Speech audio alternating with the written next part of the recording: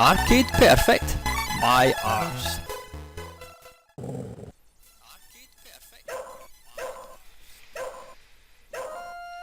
Okay guys, welcome to another Arcade Perfect My Arse. This week we're looking at the wonderful Shadow Dancer, released in 1989 by Sega. Now yep, if you're wondering, yep, my voice is hoarse because I've got the cold. It's not man flu, I don't do man flu, I've just got a bad cold, which I can't seem to shake off. But anyway, so yeah, this game, Shadow Dancer, I believe it is kinda regarded as the sort of the sequel to Shinobi, which was a similar game. It was a sideways scrolling game where you played the part of a ninja. Ninjas seemed to be very, very popular back in the sort of late 80s, 90s. There was quite a few different games with ninjas in them, and this was one of them. But what set this game apart from other ones is you've got a friend and a dog. Well, it's now a little pup, as you can see. Yeah, what happens is the dog appears to automatically attack people, and then it allows you to obviously kill them. I think if the dog takes a kicking, then it gets downgraded to a pup. I don't know if it can actually do anything when it's in that small kind of state.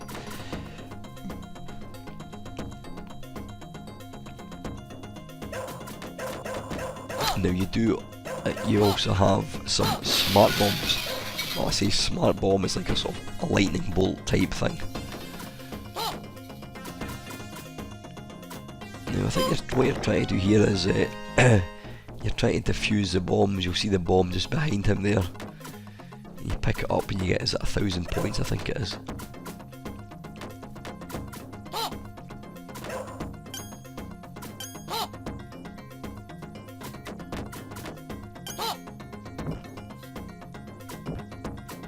Got to say, I've never actually played this game in the arcades, never ever saw it.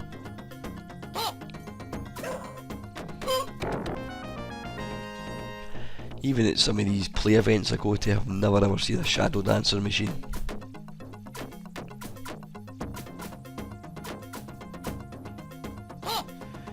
But for the time, I mean, even now it's still a very, very good 2D scrolling game. You know, the graphics are really, really nice. Played that a few times in MAME, and it's one of these games, it's like a lot of games that I've got. I mean, there's just literally thousands of good games to play, and it's a question of getting the time to actually play them.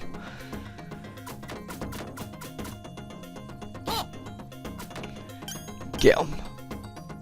That's it. I don't know what that guy's doing.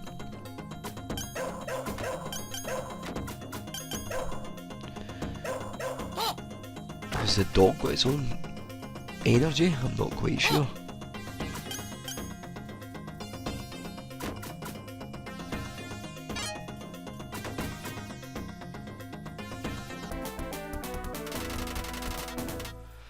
Right, okay, end of level 1.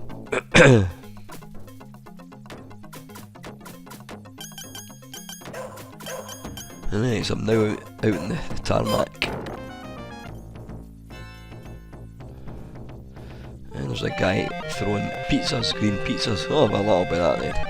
Anyway, that's the arcade one. Let's take a look at some home versions. Right, this first one, this is the Atari ST one. I don't think I've ever played it on the ST. I think when this came out, in fact I know I'd actually moved on to the Commodore Amiga at that point, so...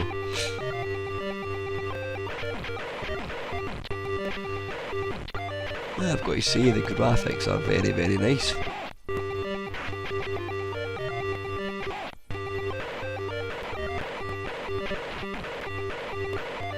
Scrolling's not silky smooth, but then I don't think the Atari ST had hardware scrolling, so...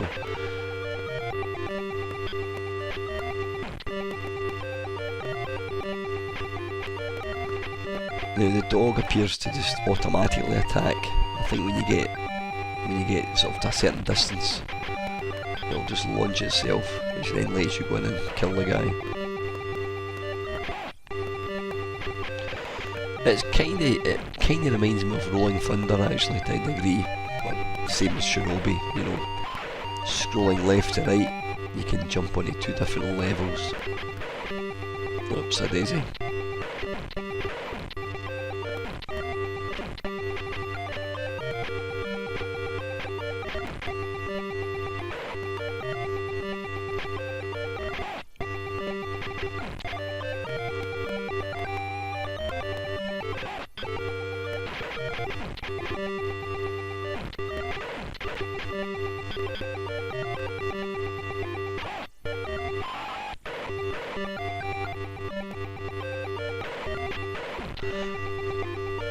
But this is actually quite an impressive conversion.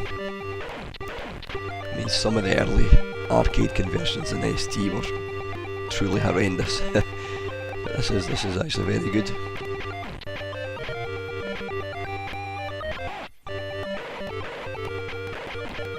I should probably have actually left this video until my cold cleared up. I'll probably not be able to speak by the time I get to the end.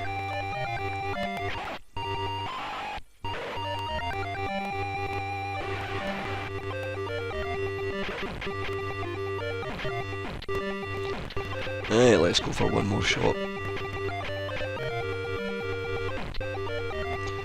What would be interesting is if you could play a 2-player game and the second player could control the dog, although technically that would not be true at the arcade because you didn't have that option, but it would make for an interesting game.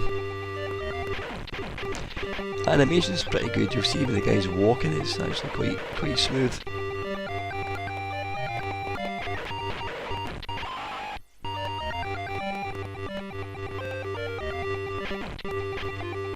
Ah, bollocks.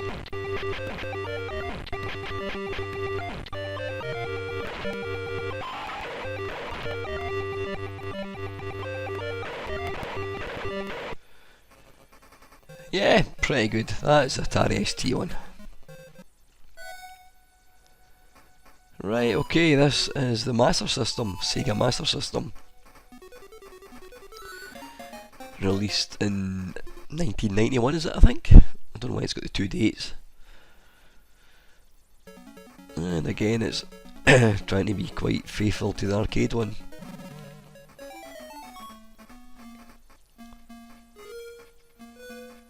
Bloody hell.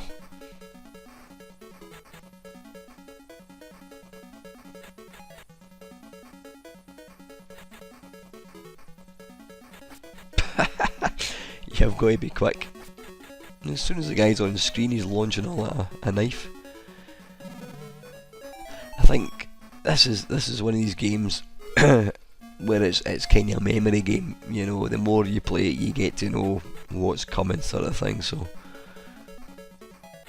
and that's probably the reason some people don't like these kind of games, because they'll say it's not skill, it's down to memory. But you know, it's partly true, I guess. But got to say, this is quite impressive. I mean, I've played some absolutely horrendous arcade conversions on the Master System, because I don't know what it is, but sometimes when it's trying to display too many sprites on screen, a wee bit like that, you'll see there at the bottom of my Ninja is flashing away.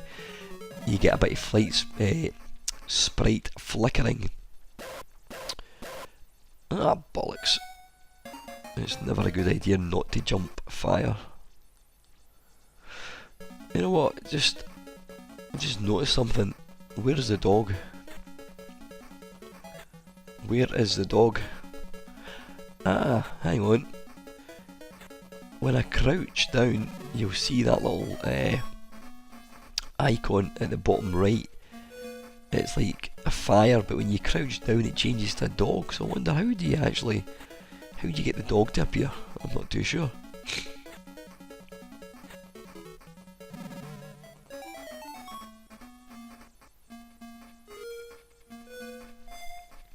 But yeah, they've really done a good job with this one. I mean, the sprite flickering's not bad. I say you do get a wee bit when you see the ninja sort of ducking down. There's a bit of you see it, the sprite kind of flickering. But in the main, this is pretty good. And the actual graphics are quite detailed looking.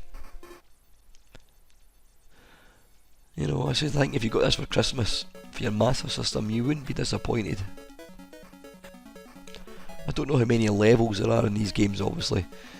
Now, some people might be watching this for the first time, I mean, if you're new to my channel, you're probably thinking, why don't you read the instructions? Why are you trying to play a game and you don't know what you're doing? Well, that is the way I do it. A, I don't have the time to read instructions, and secondly, I just like to play a game so that I don't have any preconceived ideas or, you know, opinion about a game. I just put it on, play it, and I just tell you what I think of it as I'm playing it. And that goes for every game, whether it's an Arcade Perfect My Arse or whether it's any other game that I play. Yeah, you see there, it changes to a dog. I'm not quite sure how you get the dog to appear.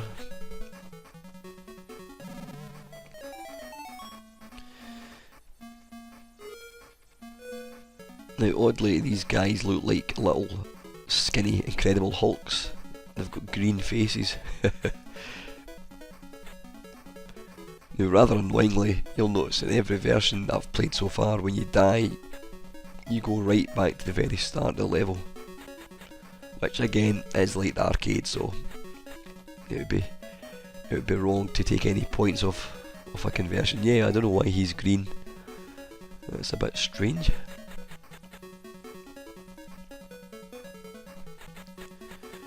The one thing I like about the Master System is it's got the two buttons, so one button jumps and one button fires, whereas the 8-bit versions, the Amiga, the Atari ST, you've obviously just got one fire button, so to jump up you have to press up and press the fire button. To pull down, you pull down. So that is the Master System version. Right, Spectrum one now. I had to mess about quite a bit to get this to work. You can see there it's saying play tape. It took ages to get this one to work, and I was almost not going to include it, but I thought I couldn't not do that. Now, no surprise, this is completely monochrome. Well, that's not entirely true because there's some kind of colour graphics in the background. But a lot of games, especially arcade conversions, the Spectrum tended to have the most detailed looking graphics, but it always lacked colour. I was never a fan of that sort of style. I mean, I always preferred my Commodore 64 sort of, you know, beautifully coloured, albeit pixely looking compared to the Spectrum. But my mate, who's a Spectrum man, he always thought that the well drawn graphics of the Spectrum was better. But again, it depends what you were used to. Oddly, there's wee bits of colour. I don't know why they chose to have colour in. You'd think they would just go for either all out monochrome rather than put wee bits of colour in. Don't know. There's no doubt some technical reason behind that, but if you want me to tell you, then you're on the wrong channel. I'm about as technical as a cack-handed baboon. But yep, graphics are very nice. Scrolling's not bad as well. Oh, that'll be my smart bomb thing, whatever it is. Now, notice there it says Globes 1 Magic 2. I'm assuming that was a magic that I did. There's probably some button. I don't know what globe is, no idea. And again, I don't know how. I noticed in this version the dog doesn't seem to be wanting to attack anybody. In the arcade and the Atari ST and the Amiga one, when you got sort of to a certain distance, the dog would attack, but it seems to be kind of hanging back. Maybe it's just a scaredy cat dog, I don't know. The main sprite for this is a bit, I wouldn't really know that was a ninja, but anyway, listen, that is a Spectrum one, not a bad conversion. Let's crack on. Right, if you can't tell, this is the Commodore 64 one.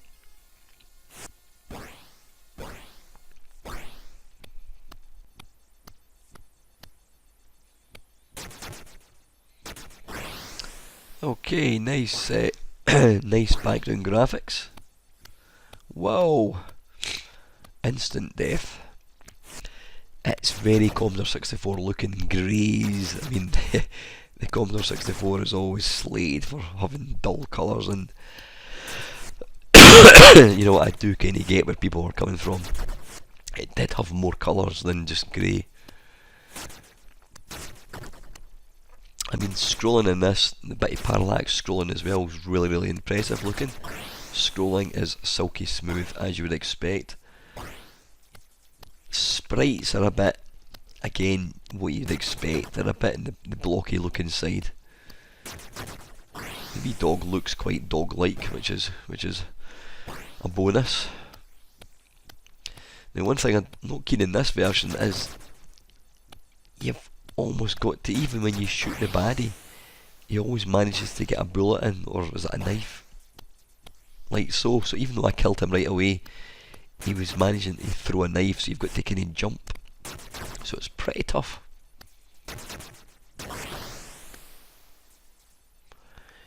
You've got to be ready to jump. What killed me there? I didn't even notice that. Oh, let's go for one more go.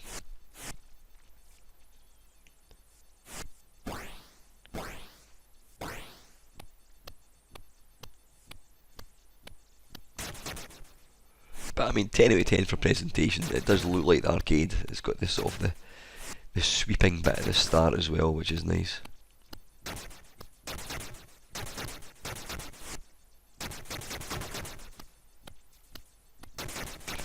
But interesting to see how this game rated in Zap magazine.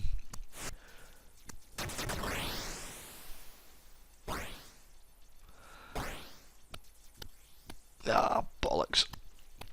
So what you can't do is duck to avoid the bullets.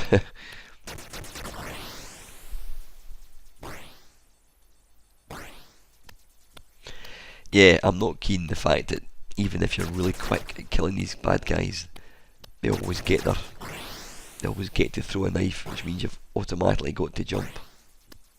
Like so, or else you die. I've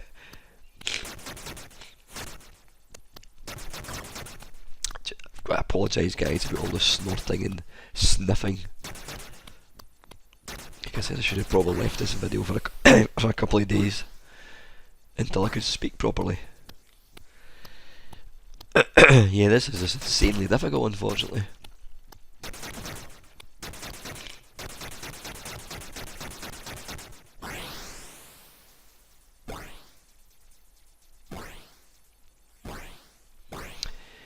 Anyway, that's the Commodore 64 one. Let's batter on. Right, this is the Commodore Amiga. You can probably tell with the really, really nice sound. Now, this version just looks, to pardon the pun, like the dog's bollocks. I mean, it just looks excellent. Scrolling is absolutely top notch. Graphics look pretty much arcade perfect. Sound is really nice.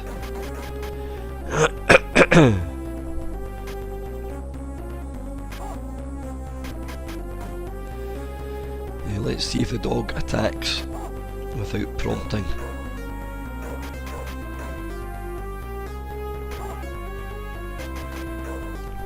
Come on, get him.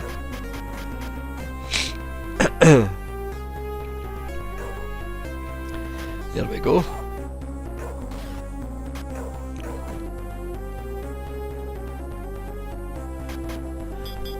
Now, I did buy this back in the day in the Commodore Amiga, and rather oddly, I hardly played it, which is strange because it's a really nice game.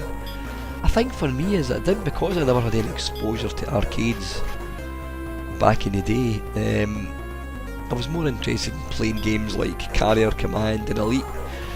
It was only really when MAME came along and I got to discover arcade games that I really fell in love with the arcade. But this is super impressive, it really is. And I think it came in one disc as well, which is, you know, is it 734k or something, which is just mental.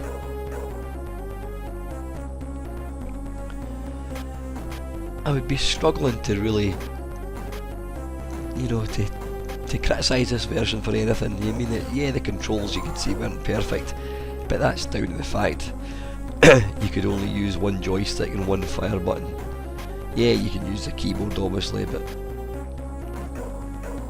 But from a technical point of view, this is excellent. Get him! Oh, he's off the screen, he's attacking him. He's now been turned into a little pup. Yeah, so I guess it's not a good idea to let the dog attack for too long.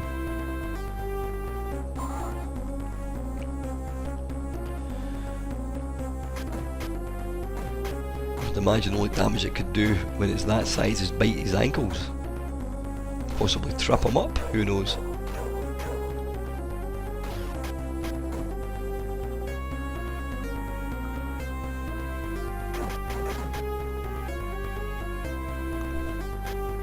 But this is super impressive. I actually forgot just how good a version this is. Probably because when I had the Amiga I didn't ever get to see the arcade one, and it's only now that I can play the arcade and compare it and realise just how good it is.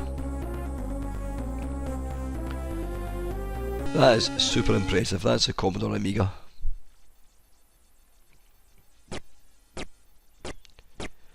Right, this is the Amstrad CPC one. And straight away you can see the graphics. Yeah, they're quite pixely looking, but it's really nicely coloured. Nicely detailed. I mean, that's the thing. I think, in fact, Novabug would probably be able to explain better than I can, but I think the like a lot of 8-bit machines, like a lot of computers in general, they had different resolutions in the Amstrad, or modes I think it was called. The Amstrad could have a higher resolution with fewer colours obviously, or it had the lower resolution like this where it had lots of colours. I mean, if you look at the actual wee ninjas at the bottom, they're super colourful, which is really nice, really super impressive. No music in this one, which is no bad thing. I'm not a big fan of music in games anyway. I've always preferred to hear the sound effects. Now, one thing that the Amstrad's not great at is scrolling, but I've got to say this actually does it not too bad. Yeah, it's not as silky smooth as the Commodore 64, but it's still pretty good.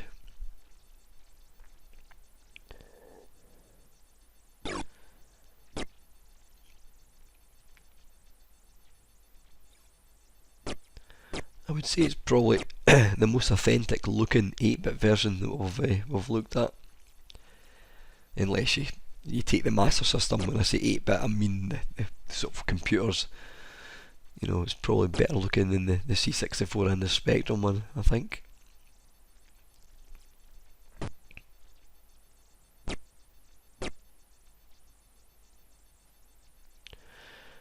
That wasn't a good idea. Yeah, that's super impressive. That is the Amstrad one. Let's take a look at the final version.